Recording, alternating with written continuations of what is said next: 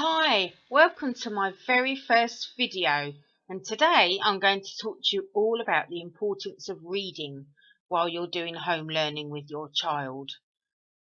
First of all, it's really important to read with your child with consistency, either at the same time every day, part of your routine. It could be in the morning while they're having breakfast. It could be in the evening just before bedtime. It could be both. It could be snuggled up on the sofa after lunch. It's your decision. But making it part of your daily routine is very important. By reading to your child and then reading back to you, it develops their imagination. It also develops their language and communication skills. It develops their knowledge of the world around them, and of course it develops their reading skills so that they can progress through to reading harder books that they can then enjoy in adult life. Okay, so let's talk about the importance of reading and how you read to your child. From as early as 1 day old, you can open a book and read it to your child. At this point, it doesn't really matter what you read to your child. It's just important that they get to know your voice and to see what a book looks like. As they get older, you need to start having books around the house. Board books, cloth fabric books, any type of books that look appealing to your child. As they get a little bit older, you can start to bring in story time where you read bright and colourful books to your child. Now, here's an example of my favourite book, We're Going on a Bear Hunt. Now, when you're reading to very young children at preschool, it's really lovely to have these books that have so many beautiful pictures on.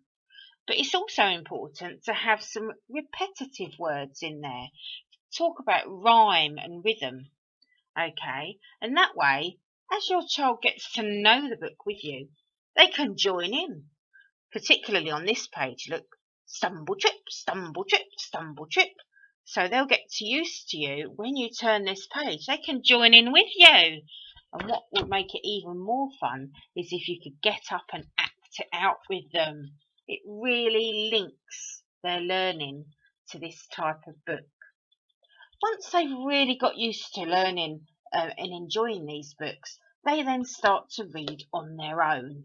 So the books go back a step, and they're likely to come home from school, nursery, reception, year 1 or year 2, with a simple phonics book like this. Okay, so this one's called Tom's Mad Mop. Okay. Now, when your child first brings home a book from school or you first buy one, you might think to yourself, there's not many words in here. Words is the second thing to be focusing on. The first thing is to look at the pictures with your child. Okay, so you'll notice here that there's really detailed pictures. Okay, so talk about what's happening in the picture to your child. Don't worry about reading the books. The first time you introduce a book to your child, you just need to get them to talk about the story. Talk about the beginning, the middle and the end. You can show them the front cover picture and the back cover, and just really encouraging them to get to know the book. Once they've done that, then you can start looking at the words at the bottom of the page. And of course, by having a knowledge of the book already, it makes them easier to sound out the words.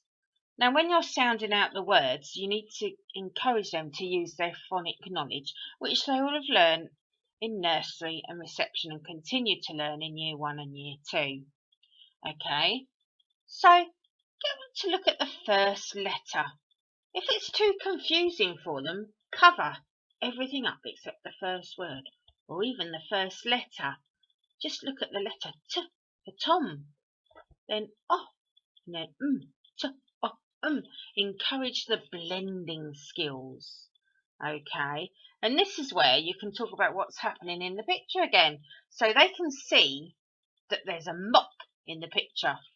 So what they'll do first of all is they'll see this word beginning with a and they'll probably guess that it's a mop.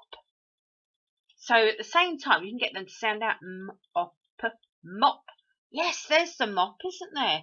Good photo or picture illustration with the word that matches. That's the first steps of reading. I hope you've enjoyed this introduction. My videos will improve as I improve, okay? But happy reading!